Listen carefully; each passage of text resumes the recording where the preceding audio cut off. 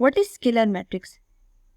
Any matrix which is diagonal and diagonal entries are same is called scalar matrix. What does it mean? For example, हम यहाँ पे कोई भी diagonal matrix define करते हैं, तो डायगोनल मैट्रिक्स की क्या कंडीशन होती है हम प्रीवियस लेक्चर में डिटेल में डिस्कस कर चुके हैं कि इट शुड बी स्क्वायर और उसमें जो डायगोनल एलिमेंट्स आ रहे हैं वो हमेशा नॉन जीरो होने चाहिए, ठीक है।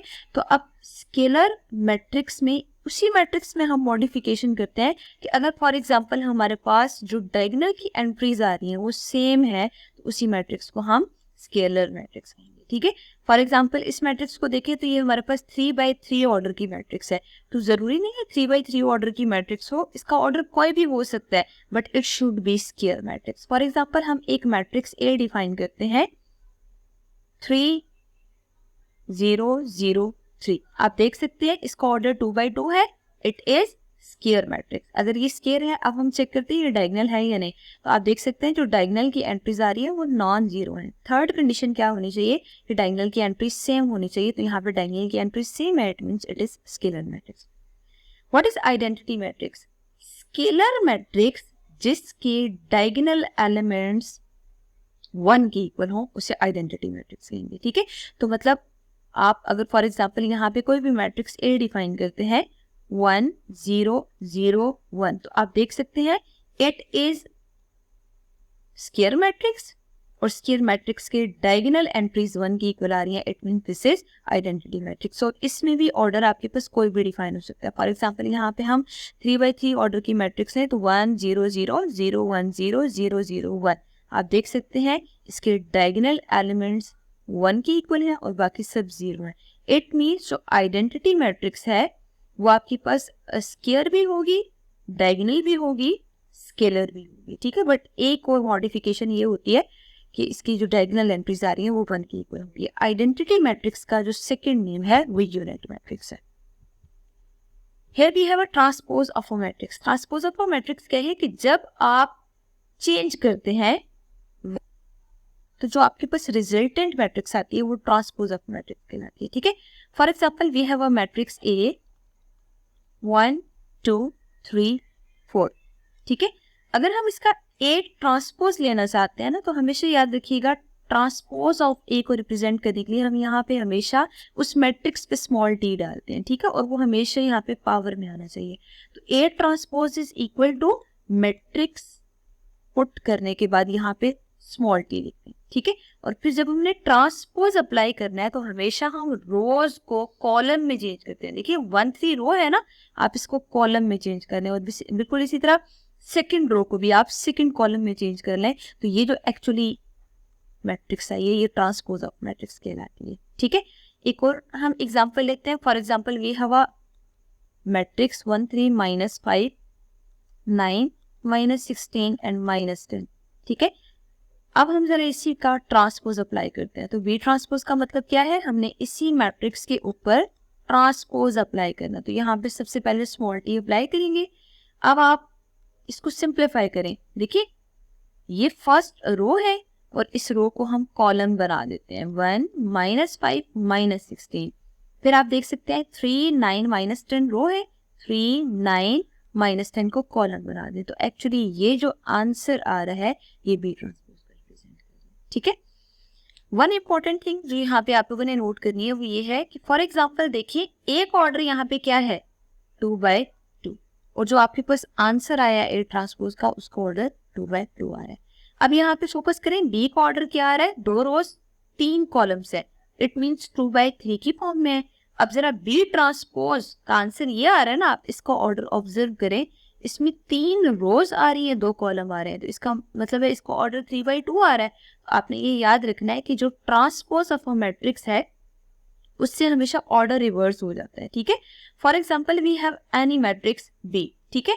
मैंने आपको बी के बारे में कोई इंफॉर्मेशन नहीं बताई, बाकी जस्ट मैंने आपको बता दिया है कि जो उसका ऑर्डर है वो 2/3 की फॉर्म में आ रहा है। तो आपको कंफर्म होना चाहिए बी ट्रांसपोज का जो ऑर्डर है वो 3/2 होगा। मतलब ये वाला जो ऑर्डर डिफाइन होता है ना ओरिजिनल मैट्रिक्स का वो इंटरचेंज हो जाता है। मतलब ये अगर इसमें 2 रोज 3 कॉलम आ रहे हैं तो जो ट्रांसपोज लेके मैट्रिक्स आई है उसमें 3 रोज और 2 कॉलम, ठीक है। सिमिलरली सी का ऑर्डर अगर आपको डिफाइन है 4/5 की फॉर्म में, तो आपको कंफर्म होना चाहिए जो सी ट्रांसपोज का ऑर्डर आएगा वो 5/4 रहेगा। मतलब ये जो नंबर ऑफ रोज हैं वो नंबर ऑफ कॉलम्स के साथ एक्सचेंज हो जाएंगे। अब यहाँ पे हम सिमेट्रिक और स्क्यू सिमेट्रिक मैट्रिक्स डिफाइन करते हैं। सिमेट्रिक मैट्रिक्स की कंडीशन ये होती है कि वो मैट्रिक्स जिस पे आप ट्रांसपोज अप्लाई करें दोबारा से अगेन वही मैट्रिक्स आ जाए, इसे हम सिमेट्रिक मैट्रिक्स कहते हैं। और स्क्यू सिमेट्रिक की कंडीशन ये है कि अगर आप उस पर ट्रांसपोज अप्लाई करें -a की इक्वल आ जाए। ठीक है, this is very important condition. Actually आपने ये चेक करना हो कि ये सिमेट्रिक मैट्रिक्स है, ये नॉन सिमेट्रिक मैट्रिक्स है। तो सबसे पहले हम ये चेक करते हैं कि जब आप उसका ट्रांसपोज अप्लाई करें, अगर a की इक्वल आंसर आ रहा है इट मीन्स वो सिमेट्रिक होगी, लेकिन अगर वो माइनस ऑफ a की इक्वल आ रहा है तो इट मीन्स वो स्क्यू सिमेट्रिक होगी। For example we have any matrix, हम a लेट करते हैं 1 -3 -3 एंड 0। ठीक है, अब जरा आप इस पर ट्रांसपोज अप्लाई करें। जब आप ट्रांसपोज अप्लाई करेंगे तो ट्रांसपोज का मतलब क्या होता है, हमें रोज को कॉलम में चेंज करना होता है। तो जरा फर्स्ट रो को फर्स्ट कॉलम बना दे, सिमिलरली सेकंड रो को सेकंड कॉलम बना दे। अब देखिए आंसर क्या आ रहा है, 1 -3 0। क्या ये a के इक्वल है? आप देख सकते हैं a transpose is equal to a, it means this is symmetric. हम एक और मैट्रिक्स b डिफाइन करते हैं और हम चेक करते हैं ये सिमेट्रिक है या नहीं। First of all we will apply transpose here.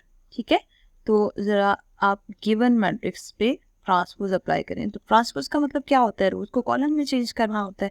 तो जरा इसी में रोज को कॉलम में चेंज कर दें।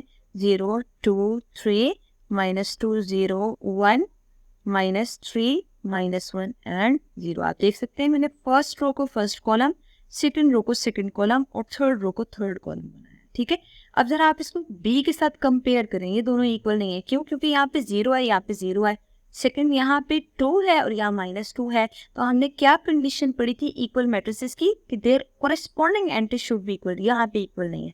अब हम चेक कर लेते हैं। नाउ जरा -b अप्लाई करें। -b का मतलब क्या है कि b को माइनस साइन से मल्टीप्लाई करें। तो जो नेगेटिव साइन मैट्रिक्स के बाहर मौजूद है वो हर टर्म के साथ मल्टीप्लाई होगा, तो ऑब्वियसली उनके साइंस को चेंज कर देगा। 0 -2 -3 2 0 -1 3 1 एंड 0। ठीक है, अब जरा आप इन दोनों आंसर्स को कंपेयर करें। ये b ट्रांसपोज का आंसर है और ये -b का आंसर है। तो 0 0 -2 2 3 3 -2 -2 0 0 1 1 -3 -3 -1 -1 0 0। आप देख सकते हैं इनकी कोरेस्पॉन्डिंग एंट्रीज इक्वल आ रही हैं। आप यहाँ डिफाइन करेंगे as b transpose is equal to minus of b।